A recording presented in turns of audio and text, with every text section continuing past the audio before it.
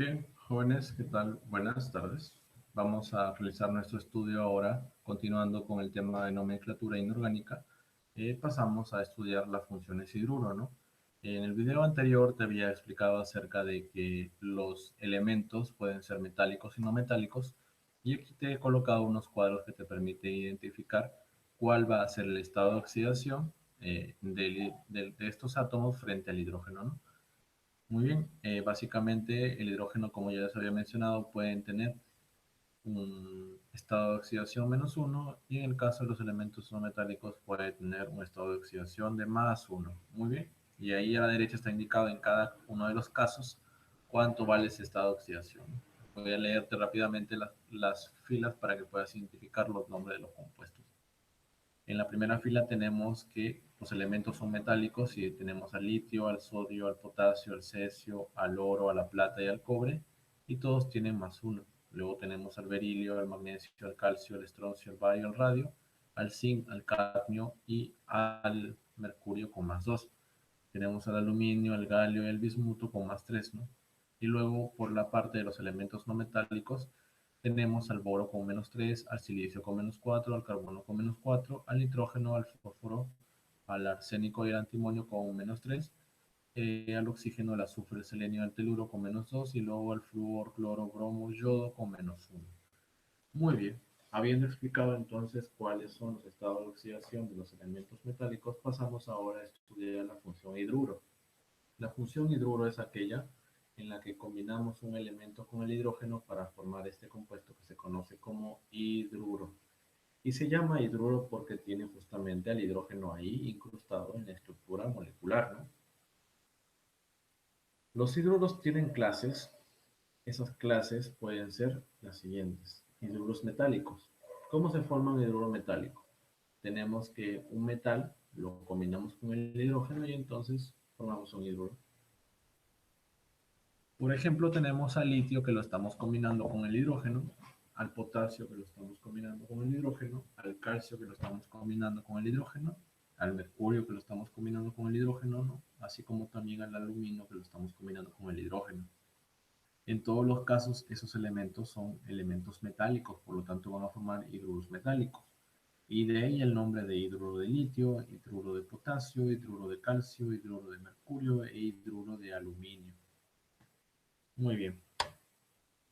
Vayamos ahora a estudiar los elementos, bueno, los hidruros no metálicos. ¿Cómo se forma un hidruro no metálico? Bueno, un hidruro no metálico lo vamos a formar a partir de un no metal, un elemento no metálico combinado con el hidrógeno. Vale destacar que el estado de oxidación o el número de oxidación en los hidruros metálicos vale -1 y el hidrógeno va a la derecha.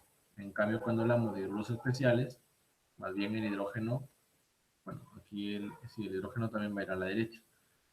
Por lo tanto, en ese caso vamos a tener los hidruros especiales, ¿no? Muy bien. A ver, esos hidruros especiales son aquellos que se forman a partir del grupo 3A, 4A y 7A.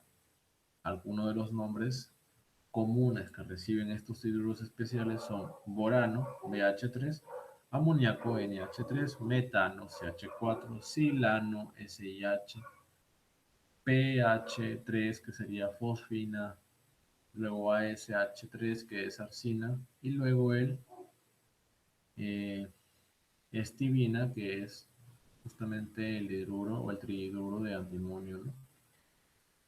Muy bien, vayamos ahora a los anfigenuros, llamados también haluros de hidrógeno, ¿no? Estos anfigenuros se forman con los estados de oxidación de elementos del grupo 4A, 6A y 7A. Vayamos ahora a ver cómo es la estructura de este grupo, ¿no? Funcional. Son no metales combinados con el uro del hidrógeno. Por ejemplo, en el oxígeno tenemos oxiuro de hidrógeno. En el siguiente tenemos sulfuro de hidrógeno. En el siguiente tenemos cloruro de hidrógeno, aunque ya faltaba la L, ¿no? Ahí tenemos luego el bromuro de hidrógeno y finalmente el fluoruro de hidrógeno. Cuando estos compuestos están en solución acuosa se llaman ácidos hidrácidos. Ajá, o sea que cuando tú veas que tiene aquí denotado entre paréntesis La letra minúscula G lo que te está indicando es que este compuesto está en fase gaseosa. En cambio, cuando nos hablan de ácidos no metales, bueno, un ácido no metal que es hídrico, ¿no? En ese caso va a ser que se refiere a los ácidos hidráceos.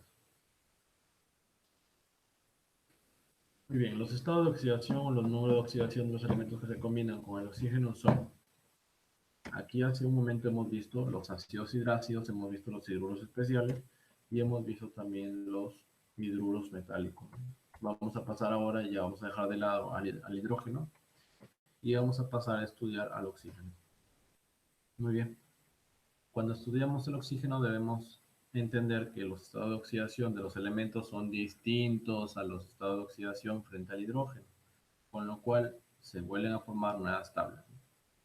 Para el caso de los elementos no metálicos, como el litio, el sodio, el potasio, el rubidio, el cesio y la plata, tenemos más uno. Para la fila 2 tenemos el berilio, el magnesio, el calcio, el bario, el estroncio, el radio, el zinc, el cadmio con más 2. Luego tenemos el mercurio y el cobre con más 1 y más 2. Luego el fierro, el cobalto y el níquel con 2 y 3. Luego el platino, el estaño, el plomo y el polonio con más 2 y más 4. Y luego tenemos el oro con más 1 más 3. Y luego el AlGa, que es bueno, el aluminio y el galio con más 3. Y luego germanio con más 4. Y ahora tenemos también los estados de oxidación para los elementos no metálicos como el boro, el silicio, el fósforo, ¿no? Bueno, en el boro es más 3, en el silicio es más 4, en el fósforo es más 1, más 3, más 5, en el antimonio y el astato tenemos más 3 y más 5, luego en el azufre tenemos 2, 4 y 6, en el celuro y el teluro 4 y 6, cloro, bromo, yodo, más 1, más 3, más 5, más 7, y luego en el carbono que vale más 2 y más 4. ¿Sí? Muy bien, espero que haya quedado claro porque justamente ahí se está explicando lo que es cada uno de los estados de oxidación para los no metales y los no metales. Entonces estas son dos tablas más que ustedes deben tener en sus cuadernos y que deben aprenderse porque con ellas ustedes pueden formular los compuestos. Vayamos entonces a definir la función óxido. Cuando hablamos de función óxido tenemos que hablar o estudiar la manera en cómo se enlaza un elemento químico con el oxígeno, ¿no? Formando una nueva molécula. Ahora, como este átomo, esta sustancia está formada a partir de un elemento metálico y de un elemento no metálico, entonces debemos identificar bien qué tipo de elemento es. Una vez que ustedes identifican, ya pueden clasificar si el óxido es de un no metal o si el óxido es de un metal, ¿no? Cuyo caso los nombres van a ser óxido básico y óxido ácido, ¿no? Como ya lo habíamos dicho en la parte del esquema en donde les presentaba los diferentes grupos funcionales que iban a estudiar en este caso. Muy bien, ahora en nomenclatura clásica, ¿no? A ver, ¿qué quiere decir esto? En química nosotros utilizamos diferentes nomenclaturas. Hay tres conocidas. Existe la nomenclatura clásica, la nomenclatura de notación Stokes y también existe la nomenclatura según el grado de oxidación, así como también la UPAC. Veamos entonces, en el caso de la nomenclatura clásica tenemos que cuando un elemento tenga solamente un estado de oxidación, se le agrega el sufijo ico.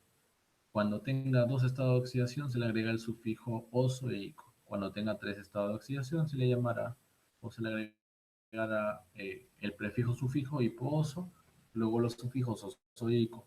Y luego para cuatro estados de oxidación tenemos inmediatamente mm, el prefijo sufijo hipo-oso, luego el sufijo oso, luego el sufijo ico y luego el prefijo sufijo périco. Y con eso nosotros ya tenemos cubiertos los diferentes casos en los cuales se puede presentar que un elemento tenga diferentes estados de oxidación. ¿Sí? Muy bien. Ahora, en el caso de la notación Stock, debemos identificar que esa notación Stock se escribe la palabra óxido, ¿no? Guiada o seguida, ¿no? Del nombre del elemento, ¿no? Donde va entre paréntesis el estado de oxidación.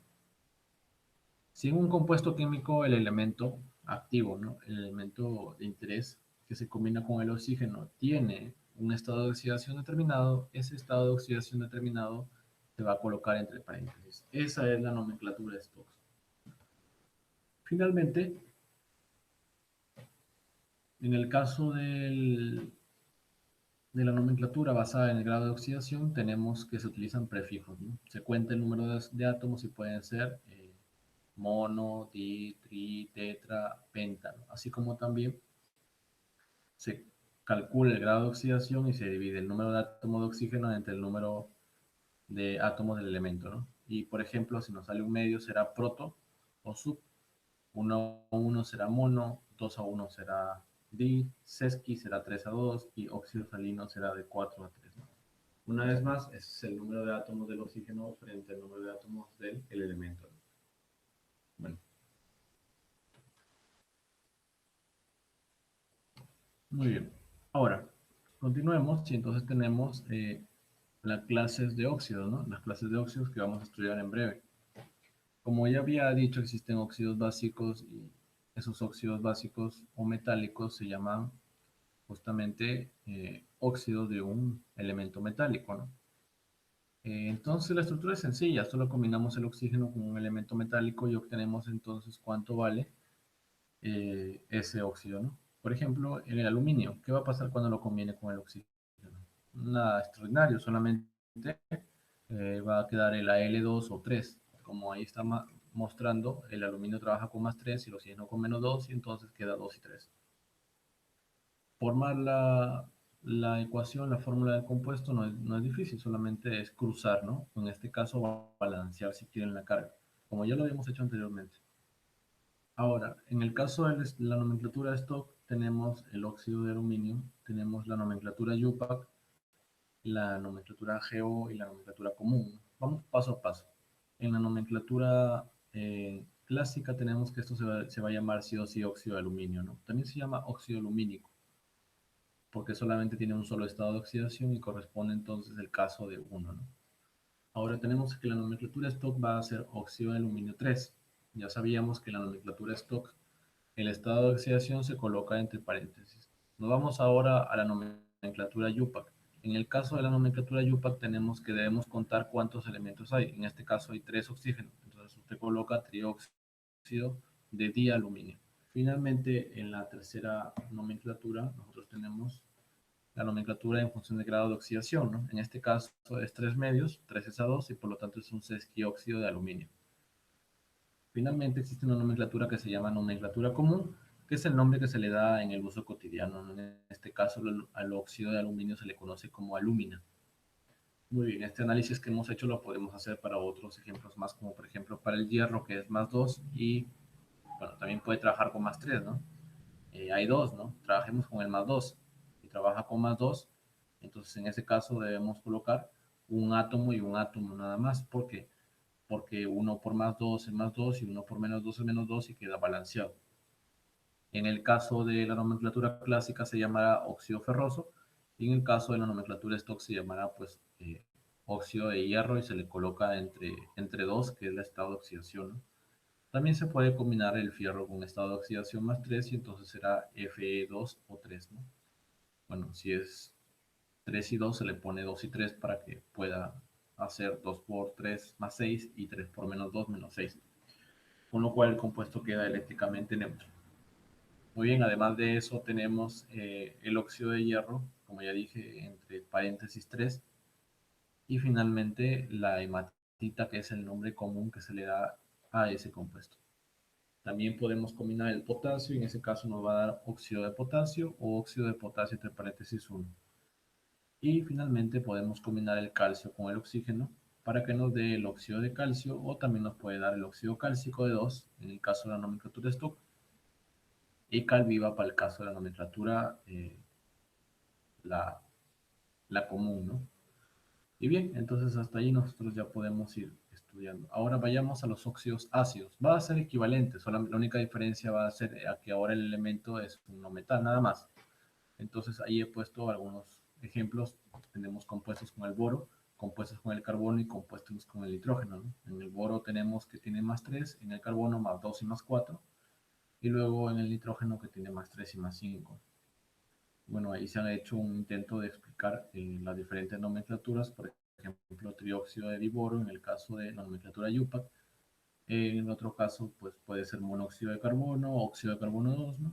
Para el otro CO2 es el dióxido de carbono o óxido de carbono 4 y luego también se le puede hallar el nombre común que es hielo seco, ¿no? Finalmente, en el nitrógeno más 3 y más 5 se puede formar el trióxido de dinitrógeno y el óxido de nitrógeno 3, ¿no? Igual abajo el pentóxido de dinitrógeno, que es el óxido de carbono pues 4, ¿no? Que al fin y al cabo es el estado de oxidación con el cual está trabajando, ¿no? En ese caso debería ser más 5, ¿no? Sería entre paréntesis números romanos 5. Muy bien, muy bien. Entonces, hasta ahí culmina nuestra clase y les veo en el siguiente video.